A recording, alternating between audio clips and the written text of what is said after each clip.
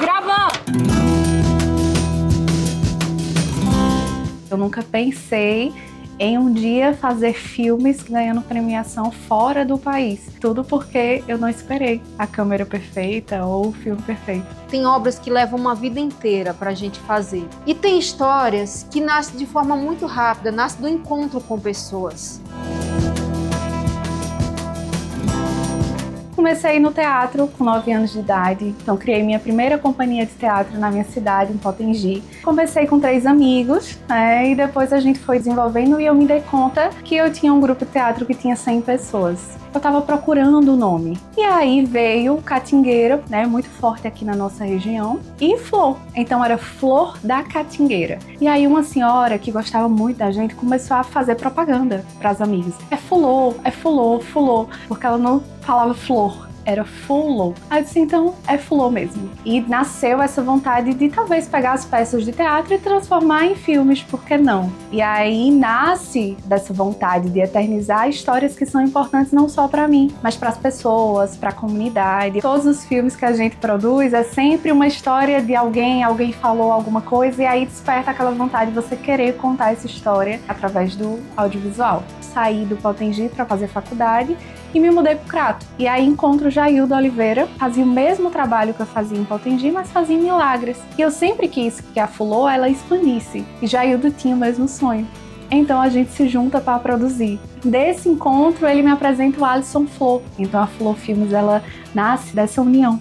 Vai nascendo essa vontade de registrar os momentos. Você se depara com aquele material e diz, poxa, dá para fazer um filme legal com essas memórias, né? Eu faço parte de uma rede que se chama Rede Catarririne. É uma rede voltada para o cinema feito por mulheres indígenas. Tem uma coisa que é muito específica dos meus filmes. Eu sempre filmo na minha comunidade, que fica em Lavras da Mangabeira, ou aqui no Crato. Quando eu conduzo, encontros em aldeias indígenas, eu trabalho muito com os alunos a partir das histórias que eles escutaram e depois pega essas histórias e a gente transcreve numa carta. Dessa carta a gente separa por cena, dessas cenas a gente agora vai criar falas, dessas falas a gente vai ver também ações dentro dessas falas, gestos, enfim.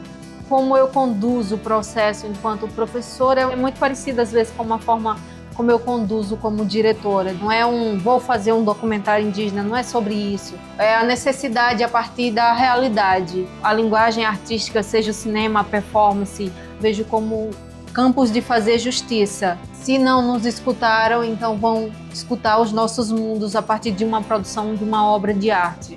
A gente começa a trabalhar profissionalmente também quando nasce esse desejo de você querer que aquela obra ela fique cada vez mais fidedigna para aquela história que você quer contar. Você começa a produzir na brincadeira e de repente uma equipe que é 3, tá 5, tá 10 e você se vê num set com 50 pessoas. O cinema gera trabalho não só para quem está no set, mas também para as outras pessoas, assim, desencadeia uma série assim, de encontros de produção de trabalho. Então a gente abre seleção através do Instagram, pelo formulário do Forms, que é uma coisa bem simples que a gente usa. Quando a gente tem condição, financiamento, como aconteceu com o Nazara, que foi um projeto apoiado, pelo governo estadual do Ceará, a gente consegue convidar um ator para fazer uma participação, convidar um produtor. Isso é tão importante porque ajuda também a dar um peso maior naquela sua produção. A gente olha assim e fala, poxa, realmente é uma cadeia, é um mercado que tem possibilidade. O último filme que eu fiz se chama Sinal, e o filme trata da história de um cara chamado João, que ele faz parte de um grupo de penitentes. Meu pai faz parte de um grupo de penitentes e eu cresci vendo aquilo que é uma prática um pouco misteriosa entre espiritualidade, corpo, natureza. Fala a história de João, que numa dessas rezas deles na mata, ele acha uma pedra e ele pode vender aquela pedra, ela tem alguma valia e ele foge da comunidade com aquela pedra. Nazara já tem ganhado aí alguns festivais, algumas menções honrosas, Não só aqui no Brasil, mas fora dele. A nossa maior equipe foi nesse filme, que é uma escravizada que foge da casa do Barão de Aquiraz até a comunidade remanescente de Quilombo no Potengi. Ela é perseguida por um capitão do mato que a assassina brutalmente. Então é um feminicídio, é uma história que fala muito sobre essa força da mulher. Eu tenho um filme que se chama Faísca, É um filme que circulou bastante fora do Brasil, né? Em países como Inglaterra, como na França, em Paris, inclusive está em cartaz nesse momento. A gente sabe que produzir é caro. Às vezes não tem aquela pessoa que possa patrocinar, que possa entrar com financiamento, né? Antigamente a gente fazia muita rifa e muitas vezes sempre saía do nosso bolso, né? Nas produções, então sempre teve esse impasse. O Cariri é uma região frutífera para criar, mas ela precisa de muito investimento. Mas a gente sempre produz dentro da nossa realidade e através também de editais, né? Porque acaba sendo uma segurança e te ajuda a conseguir montar uma equipe, né, mais segura ali, de você ter a garantia do aluguel do equipamento, né, dessas coisas se viabilizarem.